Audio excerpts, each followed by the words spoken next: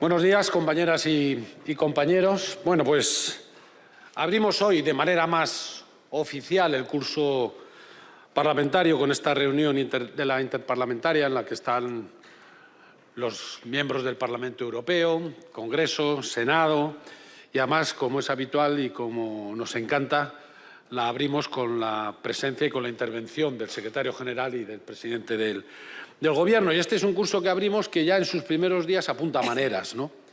Y se ve claramente la diferencia entre los que entendemos la política como el instrumento que nos permite construir una sociedad y un país más digno, más avanzado, más decente, más justo, un país que nos permite progresar colectivamente sin dejar abandonado a nadie, un país en el que la convivencia de los distintos, es decir, que entiende nuestra pluralidad y diversidad, es la seña de identidad, y los que entienden la política como un arma de destrucción y de enfrentamiento permanente, ¿no? Y por eso esa falta de institucionalidad, de educación y de respeto que vemos permanentemente en el Partido Popular. Y esto no es el latiguillo, esta cosa que decimos en los mítines para calentar a la gente, no, esta es la realidad. Y los ejemplos están ahí, de estos primeros días. Los socialistas, con el Gobierno y con Pedro Sánchez a la cabeza, medidas frente al genocidio de Netanyahu, en una posición o en la posición seguramente más valiente, más avanzada de toda Europa, el pacto contra el cambio climático, 53.000 viviendas que se van a poner o que pueden aumentar el mercado de alquiler, la reducción de la jornada laboral, aunque no ganáramos la votación, ganamos socialmente la calle, y enfrente el PP y Feijóo y sus líderes escondiéndose, cuando no apoyando abiertamente a Israel, como hicieron ayer los dirigentes madrileños del Partido Popular, sin importar ni los niños ni los civiles asesinados en este genocidio, votando en contra de los derechos de millones y millones de trabajadores y trabajadoras en este país, copiando literalmente el discurso de Vox, por ejemplo, en inmigración, solo hace falta oírles que hay que hundir el Open Arms, y sacando a relucir la edición completa, corregida y aumentada de su enciclopedia de insultos, ¿no?, incluidas las fosas y las frutas, para vergüenza de la educación y del respeto de nuestro país. Así ha empezado el curso y, desgraciadamente, y seguramente así va a seguir, ¿no?, pero el Partido Popular y especialmente Feijóo, con su estrategia tan extrema, solo ha conseguido dos cosas. Una, que crezca Vox mientras ellos caen. ¿Cómo será la cosa que hasta Michavilla hoy dice que están estancados? ¿Cómo será? Y la otra cosa que han conseguido es que en la mayoría silenciosa se genere toda una ola que en buena parte puede ser hasta por reacción ante la barbaridad de esta estrategia del PP, de solidaridad, de cercanía y de apoyo a los socialistas y especialmente a Pedro Sánchez, que seguro que todos lo notamos ya en la calle y que lo vamos a notar también en las urnas, primero en Castilla y León, después en Andalucía y después en toda España. Así que, presidente, aquí tienes al mejor grupo del mundo, como siempre digo, dispuesto a seguir construyendo un país más digno, a seguir peleando por lo que es justo, a seguir dignificando la política y a seguirte hasta la victoria.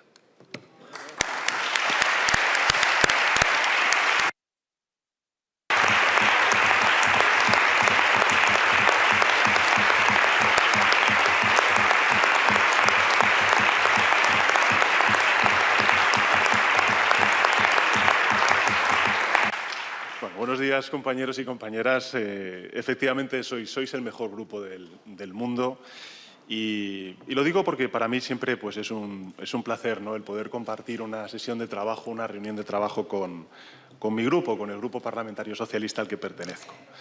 Con nuestros diputados en el Parlamento Europeo, que bueno, tenemos la presencia de Iratxe, que se deja poco ver por aquí, por Madrid, porque está trabajando muy duramente en Bruselas y en Estrasburgo. Nuestros diputados, como decía, del Parlamento Europeo, que velan por la decencia de Europa. La semana pasada lo hicieron al abogar por la suspensión del acuerdo entre la Unión Europea y Israel mientras dure esta barbarie. Con nuestros senadores y senadoras, Juan, que promovéis debates territoriales, donde corresponde, que es en la Cámara Territorial, una Cámara, por desgracia, hoy desnaturalizada y puesta al servicio de la mayoría absoluta del Partido Popular, ¿no? Muchas veces cuando se escucha esto de que se colonizan, se instrumentalizan las instituciones, bueno, no hay un ejemplo más palmario que el Senado para ver efectivamente qué es lo que hace el Partido Popular cuando tiene ocasión y oportunidad de instrumentalizar las instituciones de todos. Y, por supuesto, con nuestros diputados y diputadas del Congreso, que os dejáis la piel, me consta, en cada votación, en comisión y en el Pleno, para sacar adelante avances sociales para la mayoría de la gente. Yo siempre pongo en valor el trabajo de todos los ministros y ministras, sin duda alguna también de nuestro querido Félix, pero quisiera también reconocer el trabajo de Rafa Simancas, que lleva mucho tiempo al frente de las relaciones con los grupos parlamentarios, ¿no?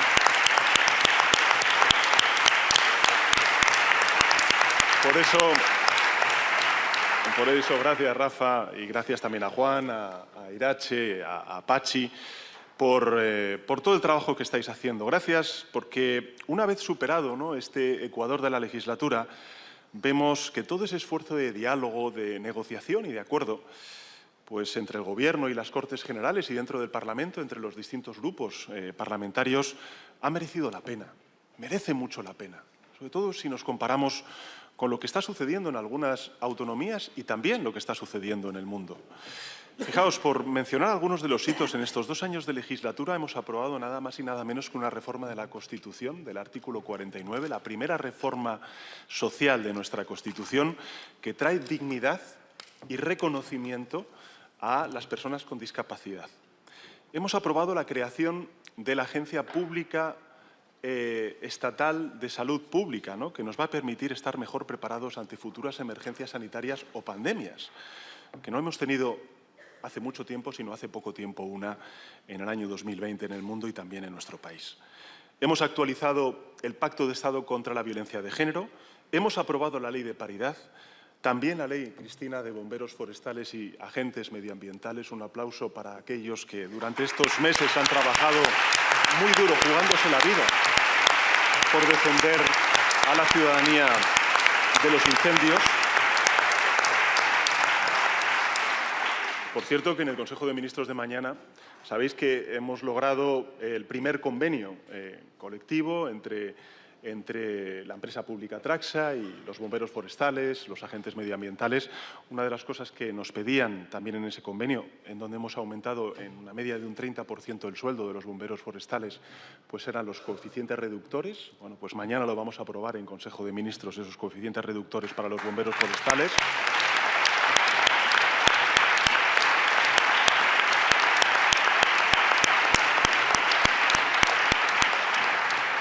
Hemos ampliado los permisos paternales, mejorado las prestaciones por desempleo. Por primera vez, ministra Isabel, hemos creado la empresa estatal de la vivienda para hacer del Estado también un actor promotor de vivienda protegida, que no se desamortice y no se venda a los fondos buitres, sino que sean durante toda su vida propiedad del Estado. Y, finalmente, hemos respondido afirmativamente a nuestro compromiso con los derechos humanos, con el derecho internacional, tanto en Gaza como en Ucrania. Hemos reconocido el Estado de Palestina, algo que este mismo mes en la Asamblea General de Naciones Unidas van a hacer otros grandes países europeos, con lo cual no es que estuviéramos solos, es que hemos sido los primeros.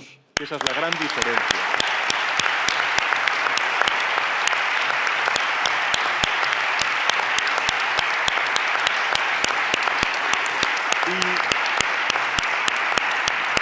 Y a este respecto me gustaría decir lo siguiente. Nosotros, por supuesto, que rechazamos siempre la violencia. Faltaría más.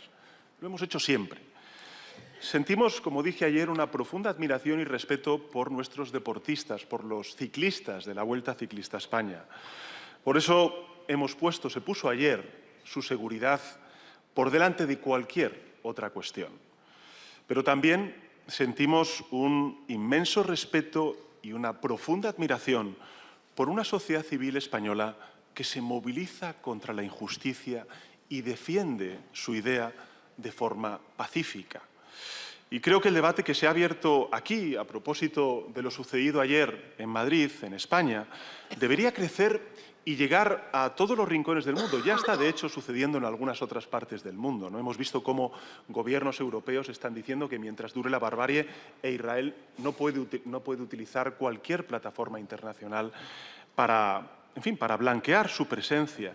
Y creo que las organizaciones deportivas deben plantearse si es ético que Israel siga participando en competiciones internacionales.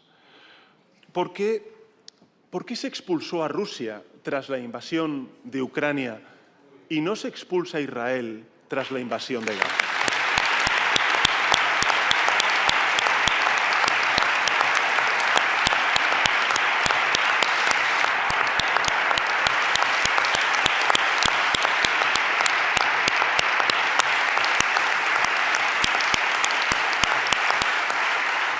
Nuestra posición es clara y rotunda y además creo que la comparte una inmensa mayoría de la ciudadanía. Da igual lo que voten, voten izquierda, derecha, centro, da igual. Porque están en el sentido común, están en la defensa de los derechos humanos y el derecho internacional que está siendo menoscabado por Rusia y por Israel. Por tanto, nuestra posición es clara y rotunda. Hasta que no cese la barbarie, ni Rusia ni Israel deben estar en ninguna competición internacional más. En todo caso, volviendo a los hitos realizados durante estos 2 años de legislatura, todo ello lo hemos logrado además en un contexto económico de crecimiento, de creación muy robusta de empleo, con una economía que se abre, donde estamos de nuevo exportando, que atrae inversión extranjera, sobre todo en el ámbito de las energías renovables, que impulsa la reindustrialización de todo su territorio y también el conocimiento científico, que se sitúa a la vanguardia, como he dicho antes, y en muchas otras ocasiones, de la revolución verde y que apuesta como ningún otro gobierno por su capital humano, que desarrolla su industria de la defensa. Lo hacemos, sí, también de la seguridad, pero sin menoscabar la apuesta por las políticas sociales y siguiendo en la estela que hemos iniciado hace 7 años de reformar nuestra Agencia de Cooperación al Desarrollo y de incrementar hasta el 0,7 la ayuda oficial al desarrollo. En definitiva, España está comprometida con el multilateralismo y lideramos la ejecución de los fondos europeos. Soy consciente de que me dejo muchísimas cosas sin decir de lo logrado en estos 2 años. Por ejemplo, en el ámbito de la digitalización, Óscar, de la justicia, Félix, de la transformación energética, de la agricultura, de la alimentación o, por supuesto, el importante logro de normalizar la situación en Cataluña con Salvador Illa como presidente de la Generalitat de Cataluña. Pero lo que quiero decir es que cada uno de estos hitos mencionados ha costado mucho esfuerzo e interminables horas de negociación y vosotros habéis sido los protagonistas, las protagonistas. Pero toda esa dedicación ha merecido la pena porque hoy España es un país mejor que el que teníamos en 2023 y definitivamente mejor que el que recibimos en el año 2018.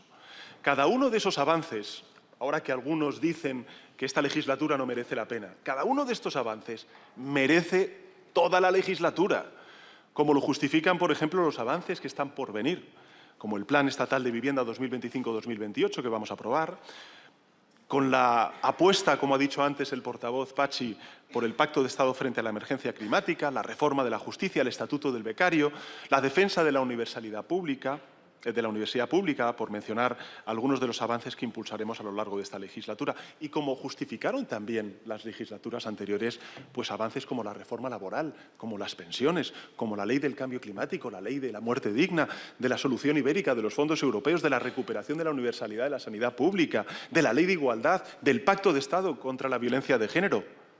Todo esto lo señalo por 3 razones que me gustaría compartir con todos vosotros y vosotras y también con todos aquellos que estén siguiendo esta comparecencia.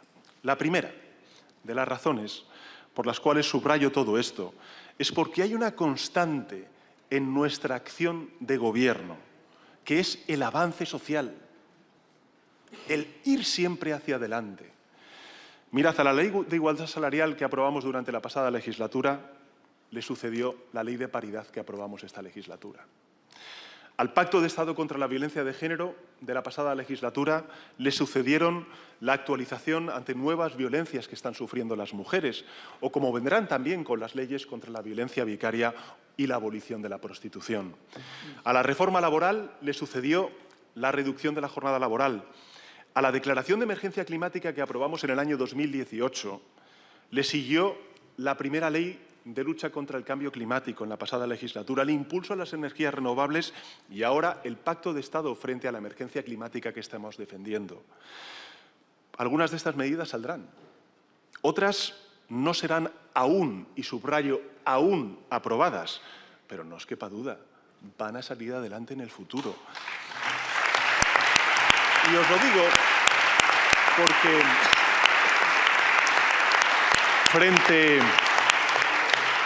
a todas las zancadillas que nos traten de poner, antes o después, este grupo, el Grupo Parlamentario Socialista, hará realidad muchas de estas demandas que, como decía antes el portavoz, están en la calle y se sustanciarán y materializarán también en las Cortes Generales.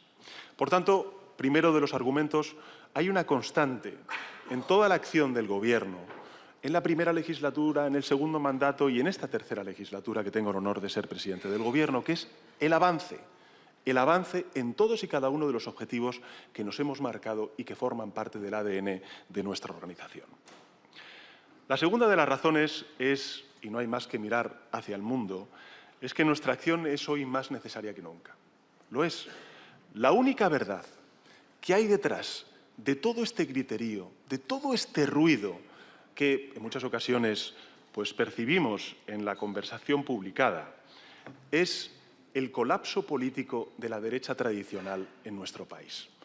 De hecho, y seguro que Irache podría, complementarlo, en buena medida esto está sucediendo ya en muchas partes de Europa, ¿no? Donde la derecha se está sometiendo a los postulados de la ultraderecha. Copian el estilo faltón de la ultraderecha, hacen suyas sus propuestas más involucionistas y, por tanto, la derecha se ha convertido en la marca blanca de la ultraderecha. Cierto es que el colapso ideológico de la derecha tradicional ya se evidenció durante la respuesta fracasada a la crisis financiera, con sus recortes al estado del bienestar y con sus rescates al sector financiero, o con sus subidas de impuestos a la clase media y trabajadora y sus amnistías fiscales, que fueron, por cierto, declaradas inconstitucionales hace ya un tiempo. Hoy, además de ese colapso ideológico, hay un colapso político de la derecha tradicional que se manifiesta en su absoluta falta de propuestas y en sus insultos permanentes. Si es que tienen menos ideas que educación.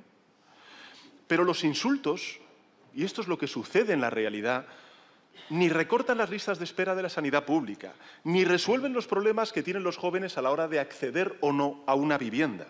Por tanto, si ellos han optado por los insultos, allá ellos. Nosotros optamos por gobernar y sacar adelante una agenda de avances sociales.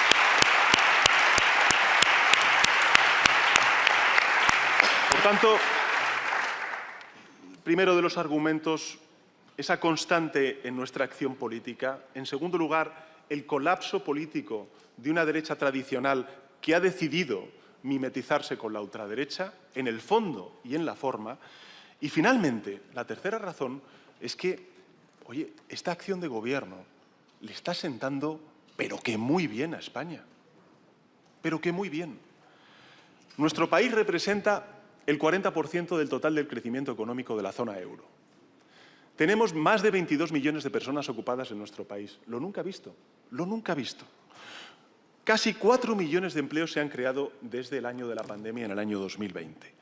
Y al tiempo estamos reduciendo las emisiones de gases de efecto invernadero como consecuencia de nuestro compromiso frente al cambio climático. Estamos acortando la desigualdad, que sigue siendo uno de los principales problemas en nuestro país, si no el principal. Elevamos el salario mínimo interprofesional, elevamos también las pensiones y estamos, por cierto, hoy salía en los diarios económicos, aumentando el Fondo de Reserva de la Seguridad Social, es decir, la hucha de las pensiones que esquilmó la derecha cuando gobernaba. Por tanto, España funciona. Y funciona gracias a las recetas socialdemócratas. Por eso, cuando vamos fuera de España, hay mucha gente que pregunta ¿Cómo es posible que esté sucediendo en un contexto tan complejo como el que está viviendo Europa y el mundo? ¿Cómo es posible que España esté funcionando como está funcionando? Mirad, somos, y tenemos que decirlo con orgullo, somos los primeros representantes de una socialdemocracia renovada que sí o sí se va a abrir camino en Europa durante los próximos tiempos. De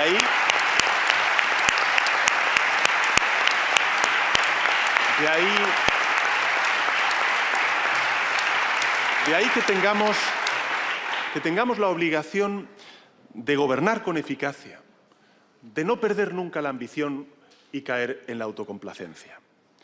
Debemos mantener el buen rumbo de estos años, que a España le están sentando, pero que muy bien, y acelerar además el ritmo para convertir a España en un referente de prosperidad y de bienestar. Un referente pues, que sirva de brújula a los demás, como nos sirvieron a nosotros en el pasado la socialdemocracia escandinava o también la socialdemocracia alemana cuando iniciábamos nuestro tránsito hacia la democracia y empezamos en los primeros años de democracia y de pertenencia a la Unión Europea. Ahora, por tanto, nos toca a nosotros inspirar a otros, ser la luz en un tiempo oscuro. Eso es lo que le corresponde a la socialdemocracia española. Por eso, me gustaría compartir con todos vosotros y vosotras 5 prioridades muy coherentes con lo que venimos haciendo durante estos últimos 7 años, pero 5 prioridades para el curso político que empezamos en el Parlamento. La primera de las prioridades es crecer, crecer y crecer. Eso es lo que tenemos que hacer, porque gracias al crecimiento creamos empleo, tenemos ingresos públicos y podemos redistribuirlo en forma de un fortalecimiento de nuestro estado del bienestar. Sabéis, además, que las reformas que hemos llevado a cabo en estos últimos 7 años están dando unos frutos probablemente superiores a las previsiones que nosotros inicialmente teníamos. Que España es, a día de hoy, la gran economía de la Unión Europea que más crece, la que más empleo crea y la cuarta que más reduce su deuda pública. Solo en lo que va de año, nuestro país ha creado 77.000 nuevas empresas. Ha aumentado sus exportaciones por valor de 2.000 millones de euros. La economía española ha sido la que más ha crecido en 2023, en 2024 y ya os anuncio que lo va a hacer también en 2025. Tal es el dinamismo de la economía española que se han superado todas las previsiones realizadas y por eso pues quiero anunciar también a los españoles y españolas una extraordinaria noticia, ¿no? Y es que mañana en el Consejo de Ministros, en la revisión del cuadro macroeconómico, vamos a elevar las previsiones de crecimiento económico para el año 2025. Así que todo un éxito de país. Y hay que agradecérselo a las empresas, a los trabajadores, a las familias, en definitiva, a todo el país, por nuestro gran desempeño que no tiene parangón en Europa. En todo caso, somos muy conscientes de que lo más relevante es que este dinamismo económico se traslade a una mejora de la calidad de vida de nuestros conciudadanos, sobre todo de aquellos que más necesitan del apoyo de lo público, de la clase media, de la clase trabajadora. Y fijaos, desde que llegamos al Gobierno, hemos conseguido que el poder adquisitivo de nuestros hogares aumente 10 puntos porcentuales por encima de la inflación. Cuando se dice que no se ha recuperado poder adquisitivo, no es cierto, 10 puntos por encima de la inflación. En todo caso, es evidente que tenemos que continuar haciendo mucho porque la desigualdad y la pobreza afectan a muchas capas de la población española. Estos son los datos. España prospera, los españoles prosperan con ella, pero en todo caso todavía queda muchísimo trabajo por hacer. Desde luego, no estamos en declive, como dice, en fin, los apocalipsis o los profetas del apocalipsis, ¿no? Cuando dicen, por ejemplo, que estamos en declive o que hoy en España hay más pobres que cuando gobernaba la derecha, no es cierto. Hoy hay 200.000 personas menos viviendo en riesgo de pobreza que cuando gobernaba la derecha gracias a las políticas públicas, por ejemplo, el ingreso mínimo vital o la recuperación de la universalidad de la sanidad pública o el refuerzo de las becas que ha hecho este Gobierno, 2.500 millones de euros, más de un 80% de lo que se invertía cuando gobernaba el Partido Popular allá en el año 2018. Por tanto, queda mucho por hacer, pero también es cierto que sin caer en la autocomplacencia hemos hecho mucho en favor de reducir la desigualdad, que es el principal problema de nuestro país. Nos queda muchísimo por hacer, entre otras razones porque venimos de muy atrás y también porque aspiramos a llegar muy lejos. Por eso, pues tenemos que seguir aumentando el salario mínimo interprofesional, tenemos que seguir revalorizando las pensiones, aunque eso ya está garantizado por ley, tenemos que seguir reforzando las prestaciones sociales. En fin, aunque la derecha y la ultraderecha se opongan, tenemos que seguir haciéndolo, tenemos que seguir incentivando o exigiendo a las empresas que suban sus salarios cuando también suben sus beneficios, y si no, que se mire el IBEX. Se mire el IBEX.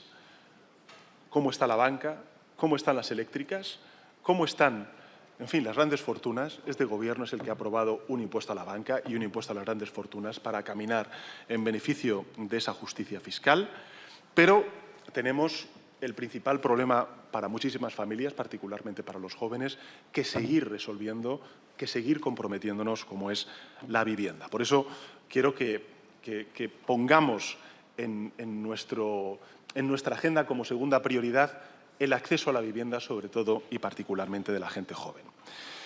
Es verdad que lo estamos viendo en la práctica totalidad de los países de nuestro entorno. Ayer o antes de ayer leía un artículo del alcalde de Barcelona que, junto con otros muchos alcaldes, el de Roma, la alcaldesa de París, está impulsando a nivel europeo un mayor compromiso por parte del Gobierno europeo, que es la Comisión Europea, en las políticas de vivienda, y ahí va a estar también el grupo de los socialistas europeos, junto con el Gobierno de España y la mayoría parlamentaria que nosotros representamos.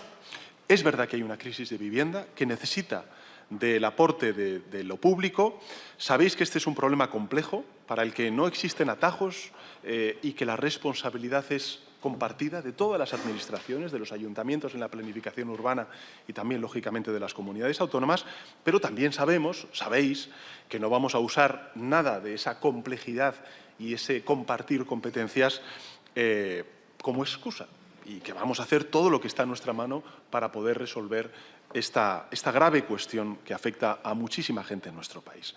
Por eso creamos el Ministerio de Vivienda, por eso hemos impulsado una política de vivienda integral, ambiciosa.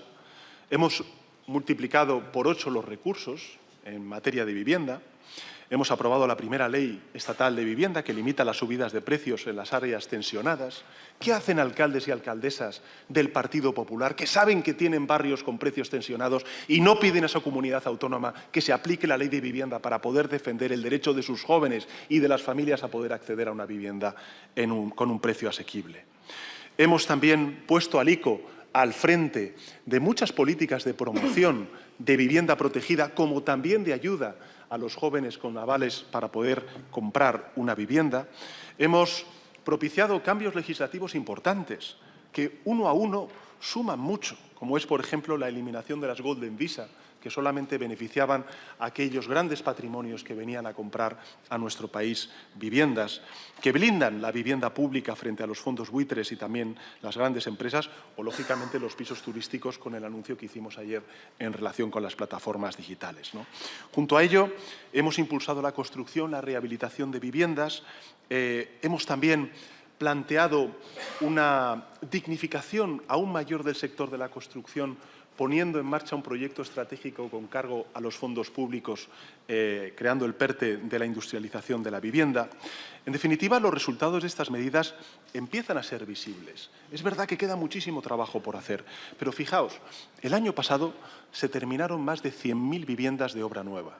Se iniciaron más de 135.000 viviendas, la mayor cifra de los últimos 14 años. Y en 2025 la construcción privada ha crecido un 13%, mientras que la construcción de vivienda protegida ha aumentado un 62%. 13% la privada, 63% la protegida. Y la ley de vivienda, que se aplica ya al 17% de la población española, a partir de 2027 y antes en Castilla y León y en Andalucía, se aplicarán en Andalucía y en Castilla y León, porque habrá gobiernos progresistas liderados por el Partido Socialista. En todo caso, la ley de vivienda ya está reduciendo el precio de los alquileres, ¿no? Por tanto, nuestras políticas en materia de vivienda avanzan en la decisión correcta. Aún queda mucho por hacer porque hay muchos ciudadanos que no han podido comprarse una vivienda o alquilar un piso gracias, en fin, o como consecuencia de este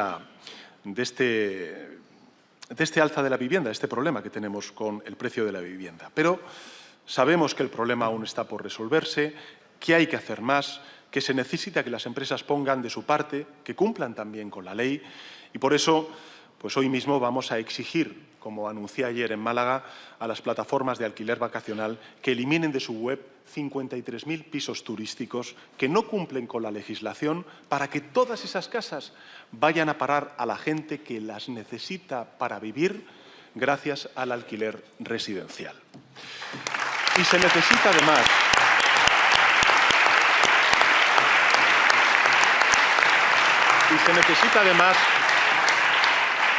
además que las administraciones públicas echen el resto, no solamente el Gobierno de España, no solamente algunos ayuntamientos o algunas comunidades autónomas, todas las comunidades autónomas y todos los ayuntamientos, ¿no? Sucede una cosa bien interesante en este país, ¿no? Y es que si el Gobierno de España ofrece una quita de la deuda a las comunidades autónomas del PP dicen que no la quieren. Y sucedió en la conferencia de presidentes de Barcelona un poco lo mismo. Llega la ministra de Vivienda, les ofrece 7.000 millones de euros para impulsar vivienda protegida y dicen los del PP que no quieren ese dinero. Bueno, pues quiero informar también a la ciudadanía de que hoy mismo vamos a enviar la propuesta ya formalizada a todas las comunidades autónomas con un compromiso claro. El Gobierno de España triplicará el dinero que transfiere para hacer política de vivienda a todos aquellos gobiernos autonómicos que se comprometan a hacer lo mismo. Lo mismo.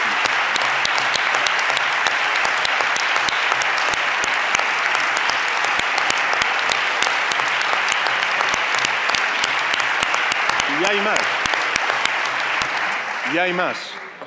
Os anuncio que, gracias al impulso y al liderazgo de la ministra de Vivienda, de Isabel, el Gobierno va a poner en marcha 3 nuevas medidas destinadas a mejorar el acceso a la vivienda de los jóvenes.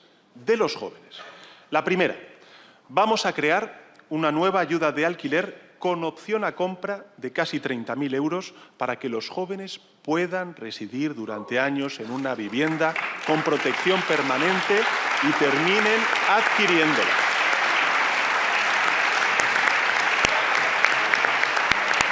Ayuda de alquiler con opción a compra para los jóvenes de casi 30.000 euros.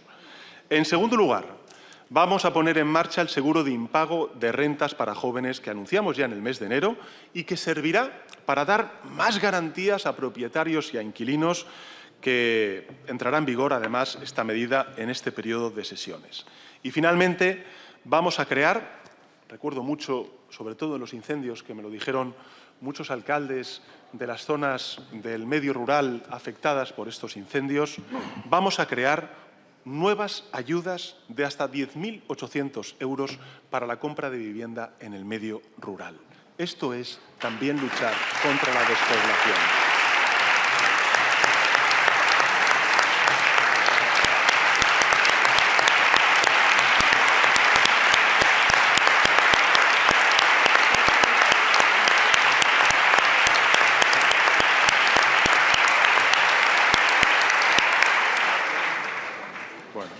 Gracias a la ministra, a Isabel, y gracias también a la vice, que es la que también al final hace posible que todo cuadre.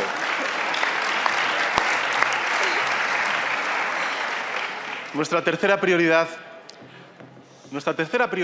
y voy a dar algunos datos que probablemente a los medios de comunicación que están siguiendo esta comparecencia y también a los ciudadanos llame mucho la atención, para mal de algunos de sus gobernantes, ¿no? Mirad, nuestra tercera prioridad se puede resumir en una frase.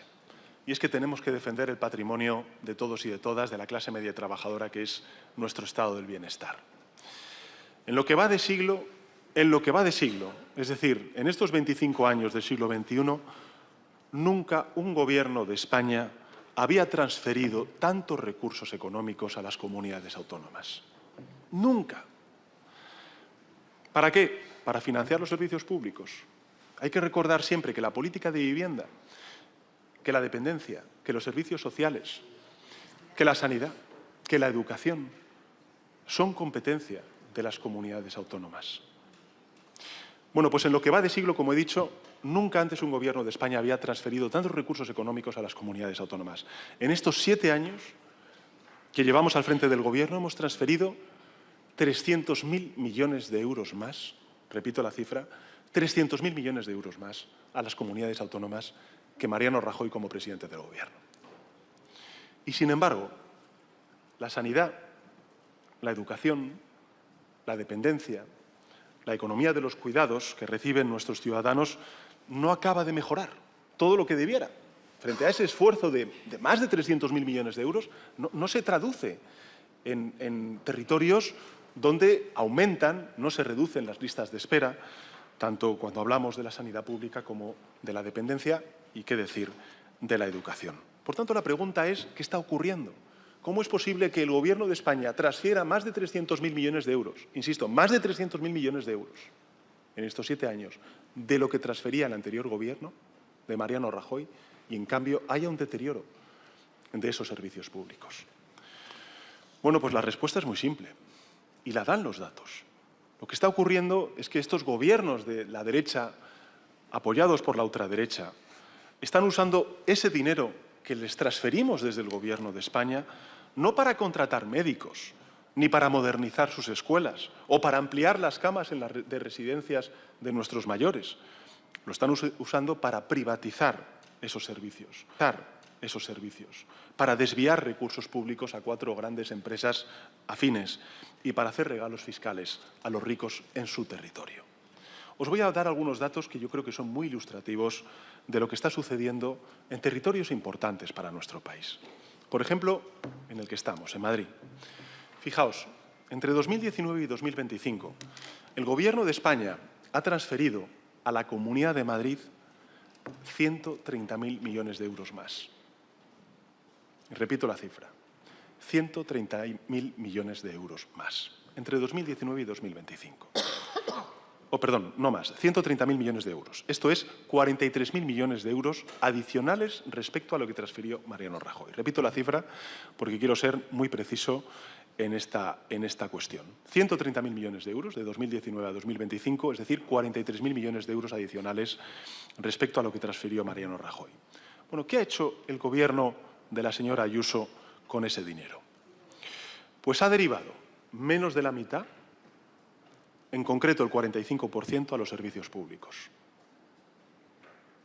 El 45% a servicios públicos. El resto, ¿qué es lo que ha hecho? Bueno, pues lo ha devuelto a través de regalos fiscales a las grandes fortunas de la capital, por valor, por ejemplo, de 5.000 millones de euros, y contratos a la empresa Quirón y a otras muchas empresas por valor de 1.000 millones de euros. Un negocio redondo para conseguidores como Alberto González Amador, que multiplicó por 7 sus ingresos en un año. Una terrible noticia para 7 millones de ciudadanos y ciudadanas en Madrid, a quienes cada día les cuesta más obtener una cita médica o una plaza de educación para sus hijos y sus hijas. Esto es lo que está ocurriendo. 130.000 millones de euros más, 130.000 millones de euros, 43.000 millones de euros adicionales, solamente el 45% se destina a financiar servicios públicos y el resto a regalos fiscales para las grandes fortunas de la capital y grandes empresas que, oh casualidad, acaban también vinculadas con algunos de sus familiares. Por cierto, María Jesús lo sabe bien, lo mismo está ocurriendo en Andalucía. Desde que gobierna el Partido Popular, el señor Moreno Bonilla, esta comunidad autónoma ha recibido del Gobierno de España unos 54.000 millones de euros adicionales. 54.000 millones de euros adicionales. Es decir, un 47% más de lo que transfirió Mariano Rajoy a la Junta de Andalucía. ¿Y qué ha hecho el Partido Popular y el señor Moreno Bonilla con esa financiación extra? ¿Qué ha hecho? Pues ha dedicado 1 de cada 4 euros a cosas que no tienen nada que ver con los servicios públicos. De hecho, solo se ha acordado de la sanidad para darle 1.500 millones de euros a compañías privadas y ha cerrado más de 2.000 aulas públicas al tiempo que renunciaba a 120 millones de euros europeos para crear 12.000 plazas de educación infantil gratuitas.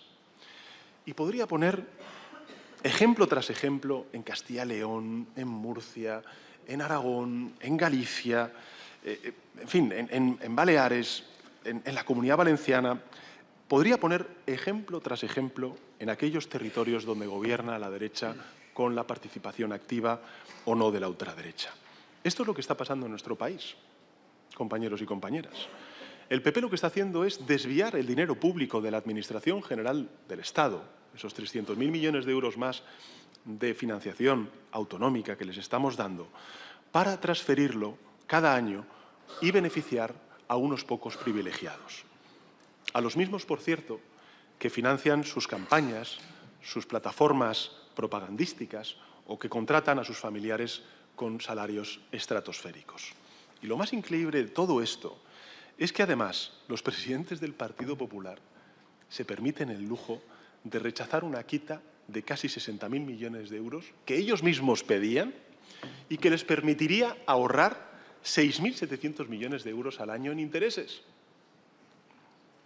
Para que os hagáis una idea, 1.000 millones de euros más de lo que dedican al año todas las comunidades del Partido Popular a financiar sus universidades públicas. Eso es a lo que están renunciando. En fin, yo os pido que denunciéis estos hechos, que combatáis este ataque sin precedentes al estado del bienestar, que es al final la lucha por la igualdad, aquí y en vuestros territorios, y que entre todos encontremos también las formas y los apoyos necesarios para frenar el desmantelamiento del estado del bienestar, denunciar a quienes quieren convertir los derechos de la mayoría en mercancías para el de unos pocos. Y con la misma convicción os pido que combatamos la emergencia climática, que es nuestra cuarta prioridad para este periodo de sesiones. Hoy, no sé si habéis visto en los medios de comunicación un informe de una universidad, de la Universidad de Mannheim, que dice que los eventos climáticos de este verano han causado un coste de 12.000 millones de euros en nuestro país. 12.000 millones de euros. En definitiva, me lo habéis escuchado decir en muchas ocasiones, el cambio climático no es, como dice la oposición, un invento de los comunistas ni de los rojos, tampoco es una estafa de las ONGs globalistas, como dice Abascal. Es una realidad, por desgracia, comprobada por la ciencia, que ya está aquí, en nuestros campos, en nuestros pueblos, en nuestras ciudades, amenazando industrias enteras, exacerbando la desigualdad, causando daños multimillonarios y matando, por desgracia, a miles de personas cada año, también en nuestro país. Por tanto, esta no es una cuestión de siglas, es una cuestión de vidas, el tener gobiernos comprometidos frente a la emergencia climática. Nosotros llevamos haciéndolo desde el año 2018. Lo sabe bien Cristina. Hemos incrementado en más de 30.000 millones de euros los recursos que el Estado, la Administración General del Estado, dedica a la transición verde. Y hemos convertido a España, con mucho orgullo, en un referente global en energías renovables, transporte público, agricultura ecológica, hidrógeno verde, gestión del agua, entre otras muchas cosas. Es evidente que sabemos que no es suficiente. Por eso, estamos proponiendo a los grupos parlamentarios, a los gobiernos autonómicos, a los gobiernos locales, al conjunto de la ciudadanía, también a las empresas y a los trabajadores, un pacto de Estado frente a la emergencia climática con 10 medidas concretas que necesitamos para prevenir, para gestionar y para reconstruir también todos aquellos lugares afectados por esta emergencia climática. Porque este verano hemos sufrido las mayores olas de calor, los incendios más destructivos desde que hay registro histórico. Pero es que este otoño podríamos sufrir de nuevo danas, como las que sufrimos en Castilla-La Mancha, en la Comunidad Valenciana y en Murcia y en Andalucía durante el año pasado. También inundaciones, y este invierno podemos sufrir de nuevo granizadas, tormentas de nieve más extremas, como por ejemplo la que se sufrió en buena parte de nuestro país, la llamada Filomena. Por eso tenemos que reaccionar. Y tenemos que hacerlo sin cálculo electoral, sin debates absurdos, negando lo evidente, y es el cambio climático, con seriedad, con responsabilidad. Nosotros somos el gobierno de la gente pide soluciones, pide acuerdos, y es lo que vamos a pedir y exigir también al resto de la ciudadanía. Hay muchos partidos políticos, entidades empresariales, organizaciones sindicales, también de la sociedad civil, que comparten nuestra visión. Hay una amplia mayoría de la ciudadanía también, gente conservadora que es consciente del mundo que les estamos legando a nuestros jóvenes y por eso han expresado ya su apoyo al Pacto de Estado frente a la emergencia climática. Es cierto también que hay otros partidos políticos, el Partido Popular y Vox, que o bien no niegan la evidencia científica abiertamente, pero actúan como si no existiera esa evidencia científica, ¿no? Hemos visto, por ejemplo, a la señora Ayuso, a la presidenta de la Comunidad Autónoma, decir que el problema del calentamiento global se arregla poniendo un geranio en cada balcón de nuestras ciudades. Frivoliza con una evidencia científica, con una emergencia como es la emergencia climática, que lo que hace es matar a mucha gente también en la Comunidad de Madrid cuando hablamos, por ejemplo, de las olas de calor o de la calidad del aire en nuestro país. Hemos visto también al señor Feijóo, al jefe de la oposición, decir que el de los incendios de sexta generación se resuelve, ojalá fuera así, de sencillo, poniéndole una pulsera de geolocalización a los pirómanos, a pesar de que los pirómanos solo causan el 3% de los fuegos. En fin, no quiero mencionar a Abascal, que claramente está en el terraplanismo político también cuando hablamos de la emergencia climática. Y yo sé, además, que todas estas afirmaciones y todos estos posicionamientos políticos indignan a mucha gente en nuestro país.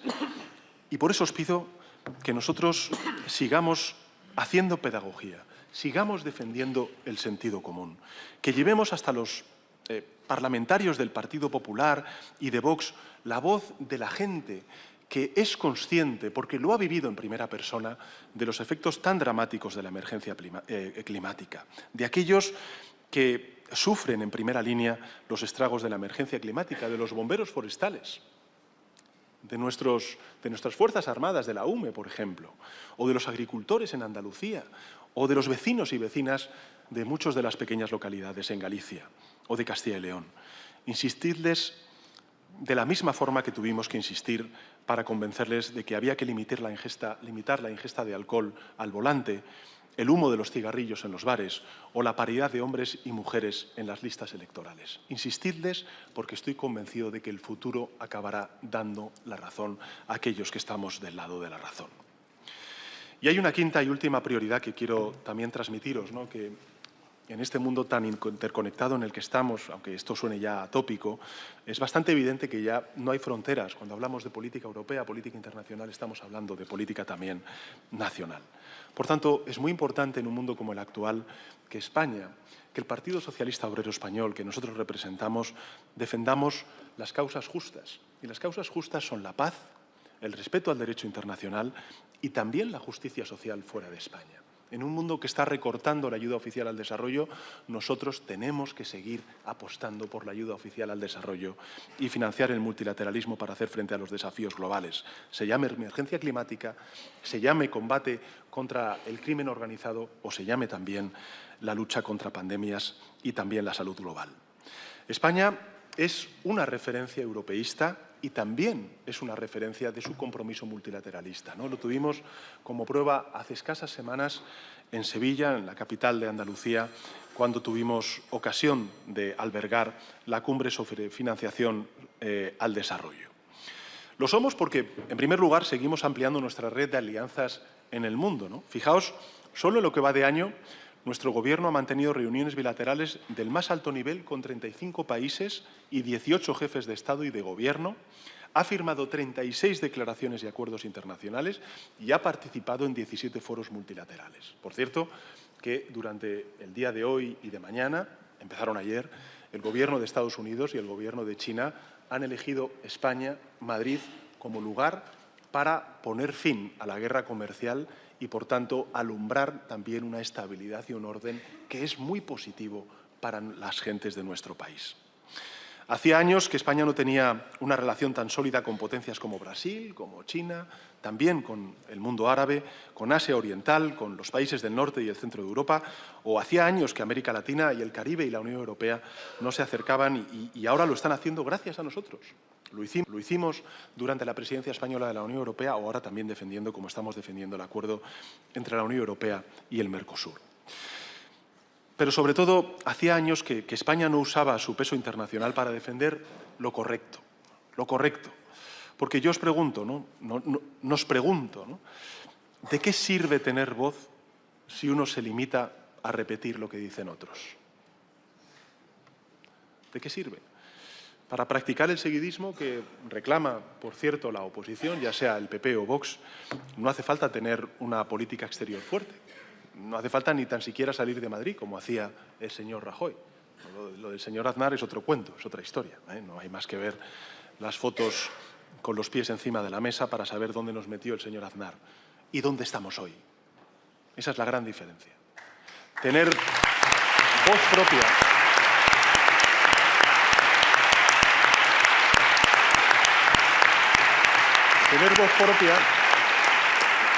Tener voz propia solo sirve de algo cuando te atreves a usarla para defender aquello en lo que crees. Pero no nosotros como gobierno, sino lo que creen la mayoría social de nuestro país. Y es lo que estamos haciendo.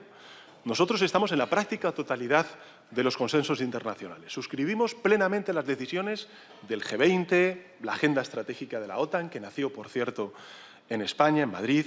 Casi siempre formamos parte de la mayoría de los votos del Parlamento Europeo, Irache, también de las Naciones Unidas. Hace poco hubo en la Asamblea General de Naciones Unidas una amplia mayoría que apoyó lo que nosotros venimos defendiendo, que es la solución de los dos Estados para Israel y Palestina.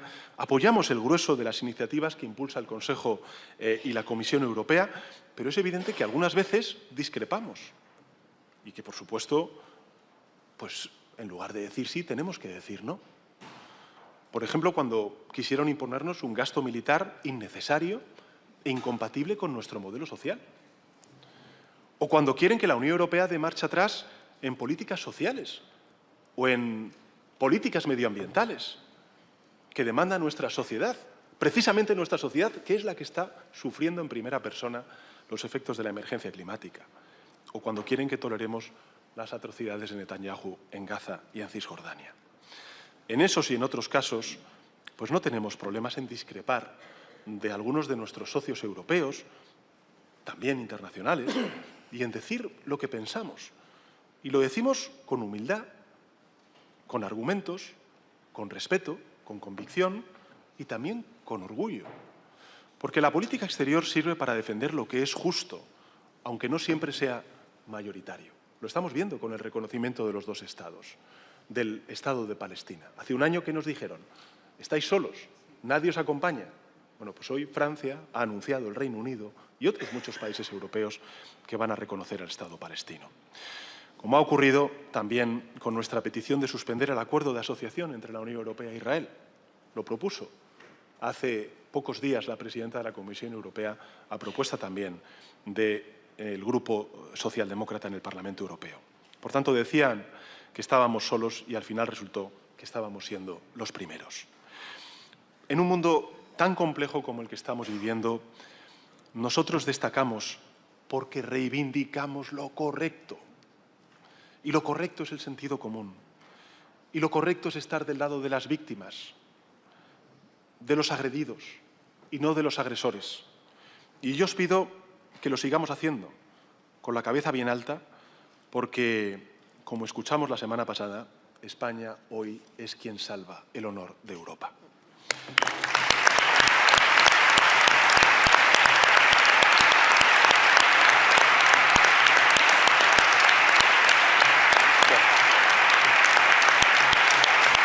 Estos son, compañeros y compañeras, los 5 objetivos prioritarios en los que debemos volcarnos durante este periodo de sesiones. Seguir creciendo y distribuyendo los frutos de ese crecimiento, resolver el problema de la vivienda, proteger nuestro estado del bienestar frente a aquellos que quieren desmantelarlo, que quieren entregárselo a las grandes empresas de nuestro país, combatir la emergencia climática gracias a un gran pacto de Estado que trascienda las instituciones y el debate político y defender la paz y el derecho humanitario en el mundo. Os pido que no renunciemos a nada, que no dejéis que la dificultad parlamentaria os reste ni un ápice de ambición, que yo sé que es así, porque nosotros somos el gobierno de la gente y la gente, bueno, pues se merece todo lo que podamos hacer por ellos y más. La gente de nuestro país merece más empleo, mejores salarios, unos servicios públicos de calidad, merece poder comprarse una casa o alquilar una casa, independizarse, muchos de los jóvenes, tener suficiente dinero en la cuenta después de pagar la renta o la hipoteca para poder ahorrar, para poder emprender o formar o disfrutar de la vida, Merece que ningún líder extranjero les diga lo que tienen que hacer y poder sentirse orgullosos de que su gobierno defienda, como he dicho antes, causas justas. En fin, quiero recordar para terminar lo que dije al principio de mi intervención.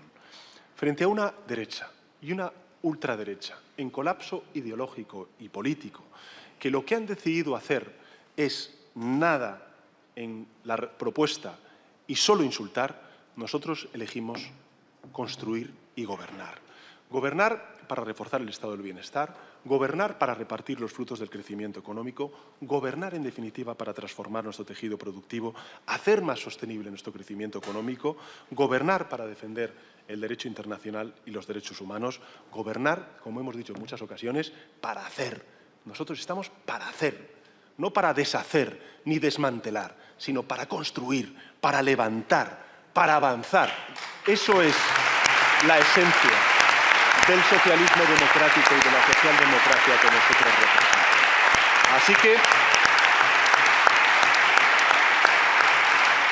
Así que gracias por hacerlo posible y adelante, a avanzar, que es lo que siempre nos toca hacer.